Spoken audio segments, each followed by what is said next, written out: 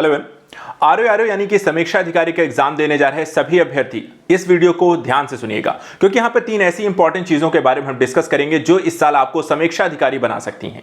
देखा जाए तो आप कई सारी वीडियोस देखते हैं जिसमें आरओ को लेकर सिलेबस क्या है, एग्जाम पैटर्न क्या है, तैयारी कैसे करनी है, बुक्स क्या पढ़नी है और कई सारी चीजों को डिस्कशन आप देखते हैं। लेकिन आप उनको देखने के पश्चात कई सारे चीजों को लेकर आप प्रभावित भी होते हैं और आप उनको फॉलो अप करना भी शुरू कर देते हैं।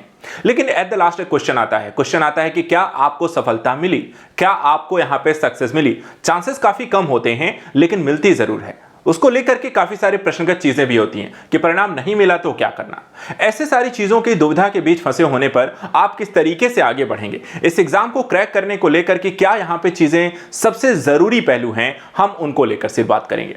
मैं आपको ये नहीं बताने जा रहा कि यहां पर क्या, कैसे, क्यों। हमें यहां पर डिस्कस करने जा रहा हूं कि जब आप शुरुआत करते हैं तो गलतियां जो होती हैं, उन गलतियों को आप सुधार करके कैसे आगे बढ़ सकते हैं, क्योंकि जितनी कम गलतियां आप दूसरों से करेंगे आप उतना ही आगे वहां पर रहने वाले हैं।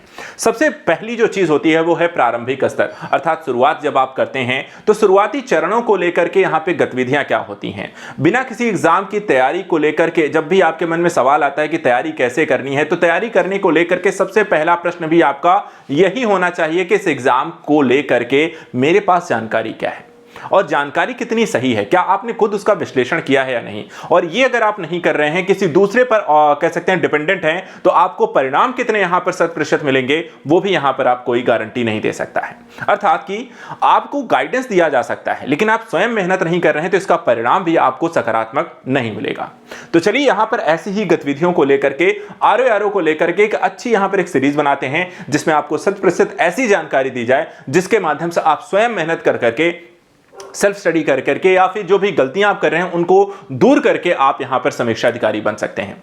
तो आज ऐसी ही कुछ बातों को लेकर हम डिस्कस करेंगे और इसमें सबसे जरूरी और सबसे बड़ा जो पहलू यहां पर आता है वो है आपको अपने सिलेबस और एग्जाम या पैटर्न के बारे में जानकारी होना।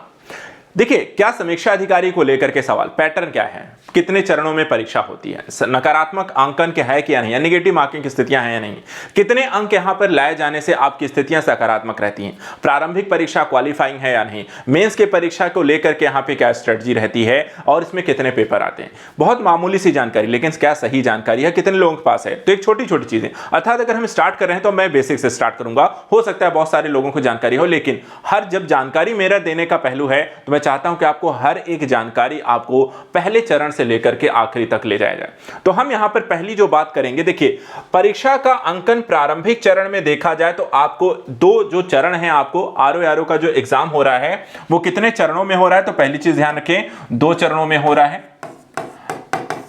प्रारंभिक जो चरण होता है उसको हम कहते हैं प्रीलिम्स और दूसरा जो होता है उसको हम कहते हैं मेंस। ठीक है, प्रारंभिक चरण में अगर हम देखें यहां पे जो परीक्षा का जो पैटर्न है तो यहां पर आप देख सकते हैं 2 पेपर है। ठीक है, तो इस एग्जाम में क्या है, 2 पेपर यहां पे हैं। प्रारंभिक परीक्षा में किस तरीके के क्वेश्चन पूछे जाएंगे, तो देखिए यहां पे वस्तुनिष्ठ प्रकार के हैं। वस्तुनिष्ठ का मतलब क्या होता है, वस्तुनिष्ठ का मतलब होता है जहां पर हम क्वेश्चन के एमसीक्यू देखते हैं, अर्थात एक क्वेश्चन के कई सारे ऑप्शन, जिसे हम कहते हैं मल्टीपल चॉइस क्वेश्चन यानी एमसीक्यू। तो यहां पर वस्तुनिष्ठ टाइप के क्वेश्चन है। ऑब्जेक्टिव यहां पर आपको ऑप्शन मिलेंगे, उसमें से आपको एक चूज करना है जो सही होगा। कई बार उसमें गलत चूज करने को भी पूछता है, सही, लेकिन चूज एक ही करना है। और अगर आप मान लीजिए यदि आपसे गलती होती है तो क्या नेगेटिव मार्किंग है। जी हां, कितने परसेंट है, तो देखिए नेगेटिव मार्किंग भी कई जगह 1/3 होती है, कई जगह 1/4 होती है। तो क्या आपको पता है कि आरओ में कितनी है नेगेटिव मार्किंग। जी हां, यहां पर देखें तो 0.33 अर्थात 1/3 यहां पर आपको 1/3 आपको नेगेटिव मार्किंग है। अब दूसरी बात यहां पे कहते हैं कि यहां पे देखिए पेपर कौन से होते हैं। तो पेपर देखिए 2 होते हैं। एक पेपर जो होता है आपका सामान्य अध्ययन का होता है जिसे हम कहते हैं जीएस। दूसरा जो पेपर होता है उसको हम कहते हैं जनरल हिंदी, सामान्य हिंदी का पेपर होता है।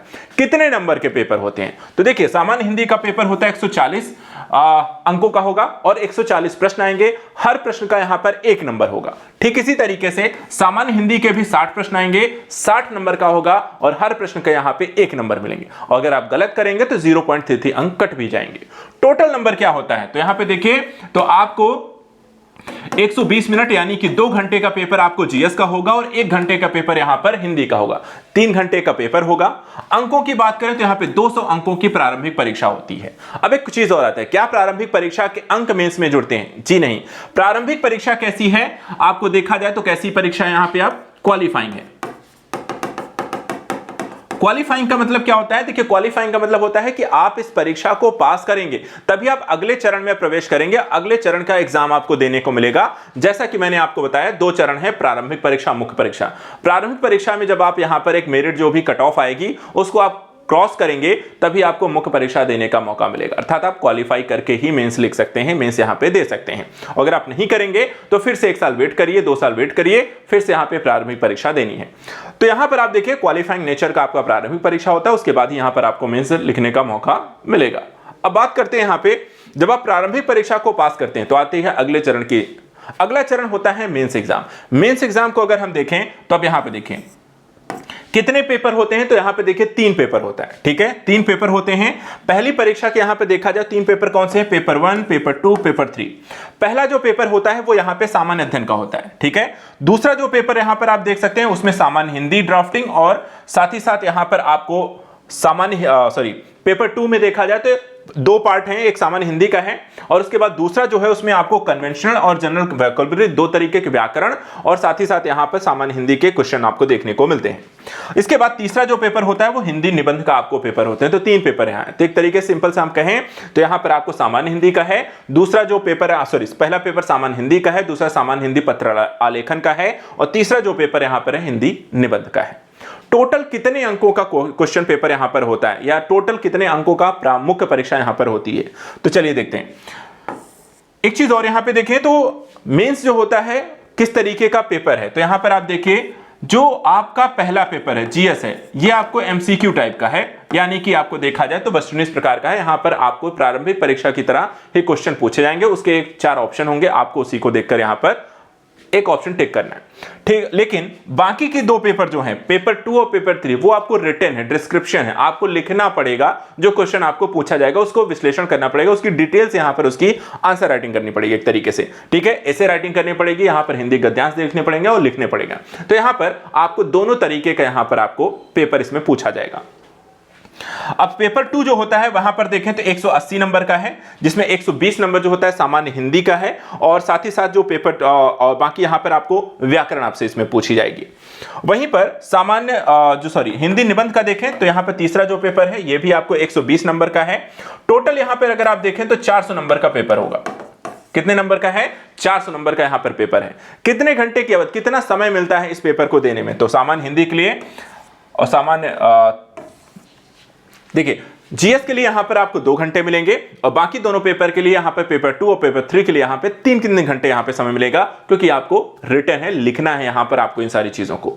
तो यहां पर देखिए पेपर 1 और पेपर 2 ऑब्जेक्टिव है, यहां पर आपको किस तरीके का पेपर है, कैसा पूछा जाएगा, कितने अंकों का होता है, नेगेटिव मार्किंग किसमें है, क्वालिफाइंग नेचर है, मेंस में कैसा चरण है, वो किससे अलग है, ये सारी जानकारी जितनी सही आपको पता है उतना ही आप बेहतर करेंगे, क्योंकि जिस तरीके का पेपर पैटर्न होगा, एग्जाम पैटर्न होगा, आपकी तैयारी करने की रणनीति भी वैसी होगी। अगर सिर्फ ऑब्जेक्टिव है तो आपको आंसर राइटिंग नहीं करनी, उसकी प्रैक्टिस आपको नहीं करनी। लेकिन अगर आपको पता है कि आगे चल करके मुझे यहां पर ऐसे राइटिंग भी करनी है, आपको क्वेश्चन यहां पे हिंदी में चीजों का पत्राचार भी लिखना है, तो आपको उसकी भी प्रैक्टिस करनी है। ऐसा नहीं सिर्फ आपको पढ़ के और यहां पर टिक मार करके चले आएंगे, नहीं, आपको कुछ चीजें लिखनी पड़ेंगी। तो आपकी स्ट्रेटजी जो होगी आगे चलने वाली, आपका सारा कुछ यहां पे डिपेंड कैसा है कि आपके एग्जाम पैटर्न पर डिपेंड करता है। जितनी अच्छी जानकारी होगी उतनी ही क्वालिफाइंग होने के चांसेस, उतनी ही बेहतर आपकी रणनीति बनती है। इसके बाद अगर हम देखें तो यहां पर दूसरा जो चीज आपको आती है कि आपको दूसरा पता होना चाहिए कि आपके सिलेबस में जो पिछले साल यहां पे क्वेश्चन आए हैं किस चीजों से कितने पूछे गए, ये अगर आपको पता है तो आपको स्ट्रेटजी बनाने में मदद मिलती है कि देखिए मुझे कितना क्वेश्चन किस पेपर का हल करना है, कौन से टॉपिक पर मुझे ज्यादा जोर देना है और कौन से यहां पे चीजों पे कम यहां पर इंपॉर्टेंस देनी है। अगर इस लिहाज से अगर हम देखें तो सबसे ज्यादा पूछे जाने वाली चीजें क्या होंगी, ठीक है। तो अगर हम इसमें देखें, आपको पिछले 3 सालों के अगर हम क्वेश्चन पेपर उठा के देख लेते हैं तो यहां पर एक ऐसा टॉपिक है करंट अफेयर। करंट अफेयर देखिए यहां पे 24 से 25 क्वेश्चन आपको 2023 में पिछले साल पूछे गए। उसके बाद 2017 में देखा जाए तो 21 क्वेश्चन पूछे गए और 2000 यहां पे आप देख सकते हैं 16 के पेपर में आपको 14 क्वेश्चन पूछे गए। अर्थात लगातार पिछले 3 सालों में सबसे ज्यादा जो क्वेश्चन यहां पे आ रहे हैं करंट अफेयर्स को लेकर 20 से 25, 21 और 14। इसके बाद यहां पर हम देखें जनरल इंटेलिजेंसी रीजनिंग जैसे टॉपिक पे यहां पे 14 से 15 क्वेश्चन, यहां भी 15 क्वेश्चन और यहां भी 15 क्वेश्चन। अर्थात हर साल एवरेज यहां पे 15 क्वेश्चन आपको मैथ रीजनिंग से रिलेटेड क्वेश्चन आपको पूछे जा रहे हैं। और क्या है, जनरल साइंस को देखिए, जनरल साइंस को देखिए 18 से 20, 19, और 16। तो यहां पर एक ऐसा टॉपिक जो हर साल यहां पे 15 से 20 क्वेश्चन हर साल पूछा जा रहा है, वो सामान्य विज्ञान भी है। इसी तरह यहां पे हिस्ट्री को देखें और इंडियन नेशनल मूवमेंट दोनों को मिलाकर देखें तो यहां पर आपको 20 से 25 क्वेश्चन इस साल पूछे गए। यहां भी आप देख सकते हैं हिस्ट्री ऑफ इंडिया और नेशनल मूवमेंट को आप मिला लें तो यहां पे 22 क्वेश्चन हैं। यहां पर भी इंडियन मूवमेंट और हिस्ट्री ऑफ इंडिया को मिला लें तो 23 क्वेश्चन हैं। इसी तरीके से यहां पे इंडियन पॉलिटी, इकोनॉमी, कल्चर तीनों को मिला के 15-16 क्वेश्चन हैं। यहां पर देखें तो 10 क्वेश्चन हैं और यहां पे देखिए तो 19 क्वेश्चन हैं। इसके साथ साथ और क्या रह गया, पॉपुलेशन, इकोलॉजी और अर्बनाइजेशन 8 से 10 क्वेश्चन, 3 क्वेश्चन और 3 क्वेश्चन। इसी तरीके से कुछ स्पेशल नॉलेज जैसे पूछ ली गई आपको, education, culture, agriculture, trade, special इत्यादि, अर्थात यूपी रिलेटेड कितने क्वेश्चन आ रहे हैं तो 18 से 20, यहां पे 19 और यहां पे 13। तो हर साल आपको देखा जाए तो अच्छे खासे क्वेश्चन यहां पे पूछे जा रहे हैं। इसके बाद ज्योग्राफी को देख लीजिए, ज्योग्राफी को देखिए 20 से 22 क्वेश्चन यहां पूछे जा रहे हैं। यहां पे देखिए 26 क्वेश्चन है, यहां पे देखिए 30 क्वेश्चन है। तो ओवरऑल परसेंटेज के लिहाज से आपको क्या पता होना चाहिए कि हर साल कितना क्वेश्चन मुझसे किस टॉपिक से पूछा जा रहा है। अर्थात अगर मुझे इस एग्जाम को क्वालिफाई ही करना है और मेंस में अच्छा एग्जाम लेकर आना है, सबसे ज्यादा नंबर लेके आने हैं, तो मुझे ये चीज अगर पता है कि प्रारंभिक परीक्षा में कौन से टॉपिक ज्यादा पूछे आ रहे हैं, मेंस मुझे कौन से टॉपिक ज्यादा पूछे आ रहे हैं, उनको लेकर कितना स्कोर कर लें कि मेरा कट ऑफ निकल जाएगा, तो हमारी स्ट्रेटजी यहां पर ऐसी होनी चाहिए। तो यहां पर मुझे सबसे ज्यादा इंपॉर्टेंट जो टॉपिक है उस पर ज्यादा जोर देना है और ऐसे टॉप 5 सब्जेक्ट निकालने जो सबसे ज्यादा पूछे जा रहे हैं क्वेश्चन है। तो अगर हम इसमें से देखें 3 साल का विश्लेषण करके आपको ये चीजें आसानी से पता चल जाएंगी सबसे ज्यादा क्या पूछा जा रहा है। तो यहां पे देखिए सबसे ज्यादा पूछे जाने वाले टॉपिक में आपको है current, UP, history overall, Indian national movement और हिस्ट्री पूरा सारा कुछ मिला के, ठीक है, ज्योग्राफी और जनरल साइंस, ठीक है। ये कुछ ऐसे टॉपिक हैं जो कि आपको मैक्सिमम नंबर ऑफ क्वेश्चन आपको पिछले 3 सालों में लेकर के पूछे गए हैं और इनको अगर आप मिला लीजिए हर साल किसी न किसी में 20, 22, 25, 30 क्वेश्चन आपसे पूछे जा रहे हैं। तो 20 से 30 क्वेश्चन, 25 क्वेश्चन, 15 क्वेश्चन आपको अगर इन 5 टॉपिक से मिला के आ रहे हैं तो ये आपके सबसे बड़े परसेंटेज के रूप में है जिनको आपको सबसे ज्यादा कवर और सबसे बेहतर तरीके से करना चाहिए। तो दूसरी जो जानकारी आपको ध्यान रखना, पहला तो एग्जाम पैटर्न और सारी चीजों के बारे में पता होना, दूसरा यहां पर आपको प्रीवियस ईयर पेपर के माध्यम से यह पता करना कि मुझे कट ऑफ कैसे क्लियर करने, सबसे ज्यादा टॉप 5 या 6 या 4 सब्जेक्ट जिसमें सबसे ज्यादा प्रश्न आ रहे हैं उनको एक साइड करना, बाकी सबको एक साइड। तो 50 अगर कोई ऐसे 4 से 5 टॉपिक जो कि आपको 60% जो है कट ऑफ मतलब अंक यहां पे दिला सकते हैं, आप उन पर सबसे ज्यादा फोकस करें क्योंकि मोस्टली एग्जाम में 55, 52, 53 या 60 बहुत रेयर जाते हैं, उसे जा सकते हैं। तो आप इतना जरूर टारगेट करें कि क्या मैं 60% मार्क्स लेकर आ सकता हूं, ठीक है। तो 60% टारगेट करने के लिए आपको 60%, बाकी मैं देखिए पढ़ना सब कुछ है ऐसा नहीं है, लेकिन आप एक कोर सब्जेक्ट जो है अगर उसको मजबूत कर लेंगे तो आपके डिस्क्वालीफाई होने के चांसेस बहुत कम हो जाएंगे। तो यहां पर ऐसे टॉपिक्स को क्लियर करना है। और सबसे लास्ट में तीसरी बात देखिए, यहां पर सिर्फ मुझे 3 बातें आज क्लियर करनी है, बाकी स्टेप बाय स्टेप मैं आपको बहुत सारी चीजें बताता रहूंगा, मेरे साथ आप जुड़े रहिए।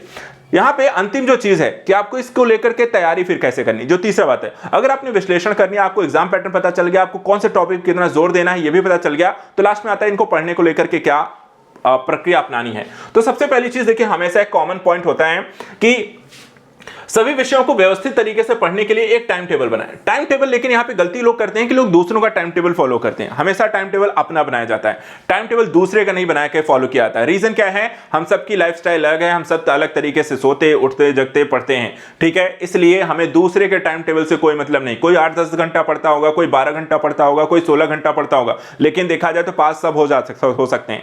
तो इसलिए कोई भी क्राइटेरिया पिछले साल के टॉपर्स को उठा को देख लो, हर कोई यहाँ पे पढ़ने को लेकर के, टाइम को लेकर के, सोने को लेकर के, उठने को लेकर के, सबका अलग अलग फंक्शन होता है, लेकिन क्लियर सबने किया है। तो इस चीज को हमेशा अवधारणा बना ले, आपने जो आपको सक्सेस दिला सकता है, जो भी आपके उठने बैठने सोने का टाइम टेबल है, वो आपके अपने हिसाब से होना चाहिए, अपने रूटीन के हिसाब से होना चाहिए, दूसरे के हिसाब से नहीं होना चाहिए। तो पहली चीज, रूटीन अपना टाइम टेबल खुद बनाएंगे।